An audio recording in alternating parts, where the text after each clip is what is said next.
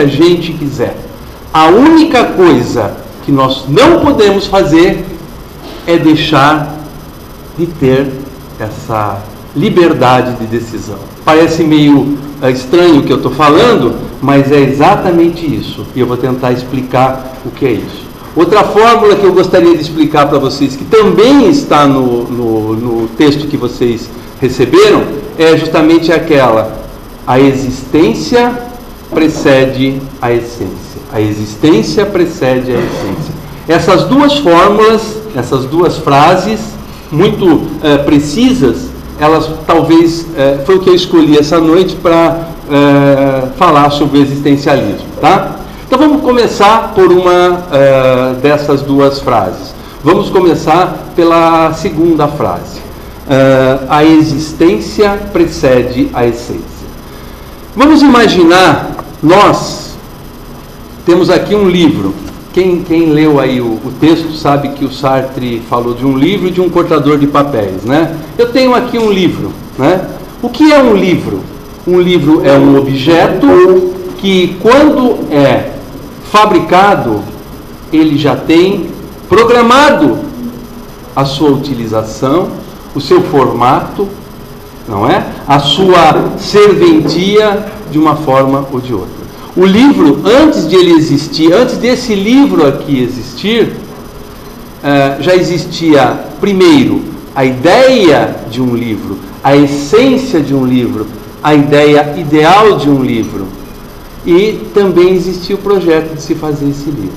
Então, se esse livro não servir para ser lido, servir para escreverem alguma coisa nele, servir para calçar uma mesa, sei lá, esse livro não deveria existir.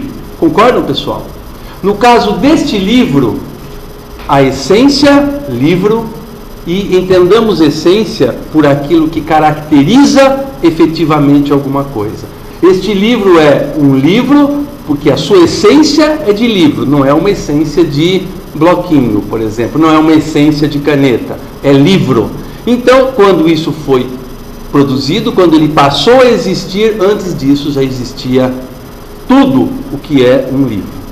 Tudo bem, mas o que isso tem a ver com essa história de a gente ser livre, etc. Então vamos lá. Nós não somos livros, nós não somos objetos, nós não somos coisas que se manipulam. Porém, se a gente parar para pensar um pouquinho, a gente vai perceber que desde que a gente nasceu, a gente tem recebido na nossa educação uma série de, vamos dizer assim, encaminhamentos sobre o nosso ser, sobre aquilo que nós somos, sobre aquilo que nós devemos fazer, sobre aquilo que nós devemos desempenhar no mundo.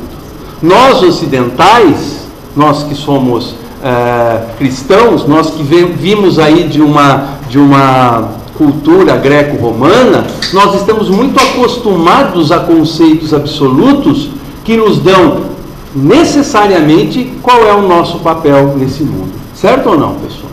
Nós, ao nascermos, nós temos aí programado para nós, pela nossa cultura, pela nossa sociedade, aquilo que devemos e aquilo que não devemos fazer.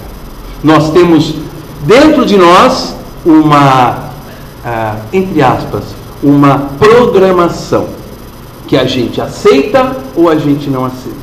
Então, quando eu estou me encontrando no mundo, eu me deparo com o fato de eu ser de uma religião X, de eu ser de uma posição política X, porque meus amigos, meus pais, etc., eram assim.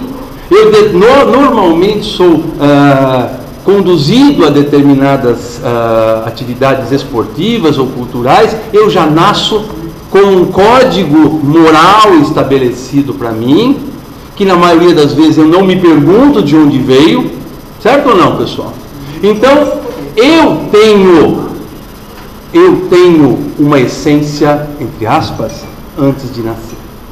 Antes de eu existir, eu tenho essa essência. Na verdade, o que o Sartre vem nos fazer é justamente vem nos libertar dessa essência. Ele vem pensar o ser humano e ele vai argumentar, e eu vou tentar argumentar como ele para vocês, não tão bem assim, não tão longamente, mas vou tentar. Ele vai dizer para nós: nós não somos antes de existir. Nós não temos uma essência, nós não temos uma programação antes de existir. O homem, antes de ter um caminho a seguir, o homem existe, se encontra no mundo, percebe esse mundo, depois ele vai optar por aquilo que ele quiser fazer.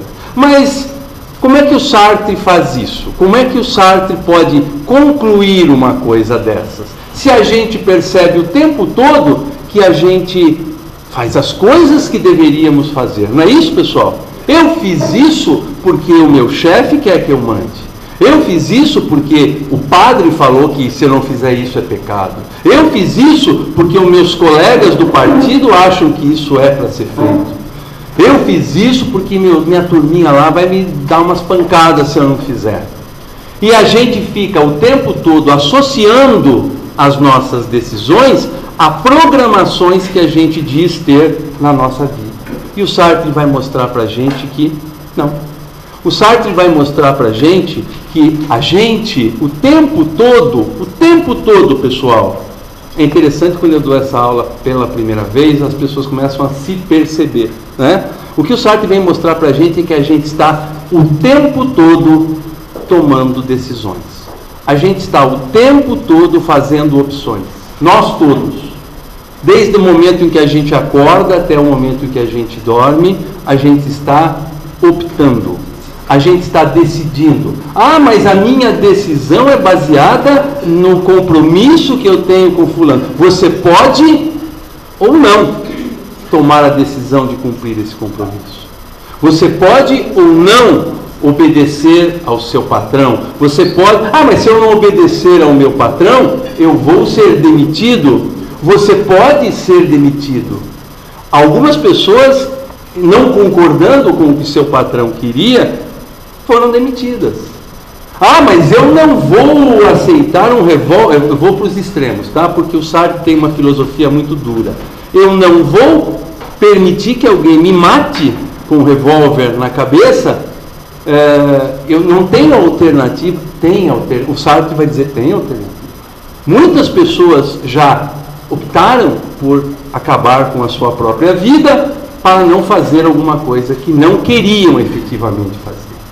Então o que o Sartre vai dizer é que nós estamos o tempo todo tendo que tomar decisões. E as decisões que tomamos são nossas. As decisões que tomamos são escolhas absolutamente nossas. E eu vou tentar mostrar por quê.